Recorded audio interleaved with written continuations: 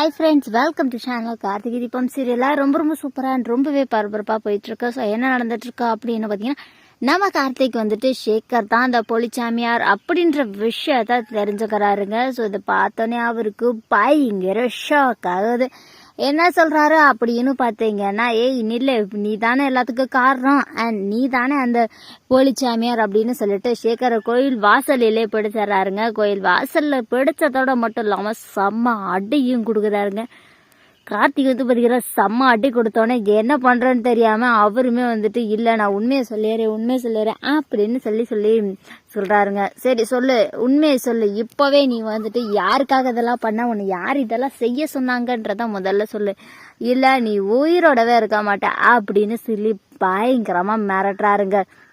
அதுக்கப்புறம் என்ன நடக்குதா அப்படின்னு பார்த்தீங்கன்னா, சேகருமே வந்துட்டு நான் சொல்லிடுறேன், இதுக்கு எல்லாத்துக்குமே காரணம் வந்துட்டு ரம்யா தான், இதுக்கு எல்லாத்துக்குமே காரணம் ரம்யா மேடம் தான் இதெல்லாம் செய்ய சொன்னாங்க அப்படின்னு சொல்லிட்டு உண்மையை சொல்லிடுறாங்கங்க.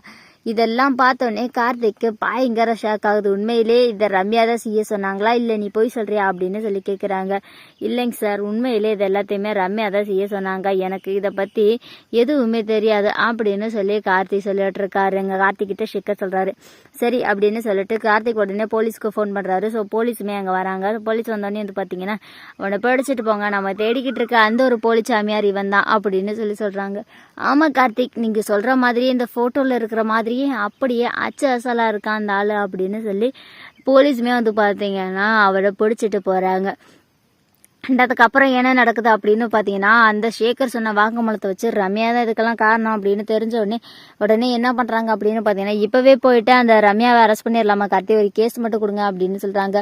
அரெஸ்ட் பண்ணலாம், ஆனால் கொஞ்சம் வெயிட் பண்ணுங்க, ரம்யா இன்னும் என்ன திருட்டுத்தனமான வேலைகள்லாம் செஞ்சிட்ருக்காங்க, அவங்க ஏன் இதெல்லாம் செய்கிறாங்கன்றத முதல்ல நம்ம தெரிஞ்சுக்கிட்டு அதுக்கப்புறமா வந்துட்டு நம்ம ரம்யாவை படிச்சுட்டு போகலாம் அப்படின்னு சொல்கிறாங்க. கரெக்டு தான், நீ சொல்கிறது கரெக்டு தான் எனக்கு தோணுது. அதனால வந்துட்டு அந்த ரம்யா இன்னும் என்னென்ன பிளான் வச்சுருக்கான்னு சொல்லிட்டு நானே கண்டுபிடிச்சிட்டு நான் வந்துட்டு உங்ககிட்ட பேசுகிறேன் இதை பற்றி, இல்லைனா அதுக்கப்புறமேட்டு நீங்கள் சொல்கிற மாதிரியே நம்ம செஞ்சுக்கலாம் அப்படின்னு சொல்கிறாங்க. சரிங்க கார்த்தி, நீங்கள் சொல்கிற மாதிரியே நம்ம செஞ்சுக்கலாம் அப்படின்னு சொல்லிட்டு நம்ம போலீஸ்மே அங்கேருந்து கிளம்பிடுறாங்க. ஆனால் சேகரை ஸ்டேஷன்லேருந்து ரிலீஸ் பண்ண மாட்டேன்னு சொல்லிடுறாங்க. அண்ட் அதுக்கப்புறமேட்டு வந்து பார்த்தீங்கன்னா, கார்த்தி இந்த ரம்யாவை பார்க்கும்போதெல்லாம் கார்த்திக் வந்து பார்த்தீங்கன்னா பயங்கரமாக டென்ஷன் ஆகுது. ரம்யா இவ்வளோ நாளாக எதுக்காக இப்படியெல்லாம் நாடகம் போடணும், இதனால ரம்யாவுக்கு என்ன யூஸ்ன்னு சொல்லிட்டு கார்த்தி வந்துட்டு தொடர்ந்து சர்ச் பண்ண ஆரம்பிச்சிடறாரு. பயங்கர இன்ட்ரெஸ்டிங்காக ரொம்ப சூப்பராக போகுது கார்த்திகை தீபம் சீரியல். இந்த வீடியோ உங்களுக்கு பிடிச்சிருந்தா லைக் பண்ணுங்கள், ஷேர் பண்ணுங்கள். ஓகே ஃப்ரெண்ட்ஸ், தேங்க்ஸ் ஃபார் வாட்சிங்.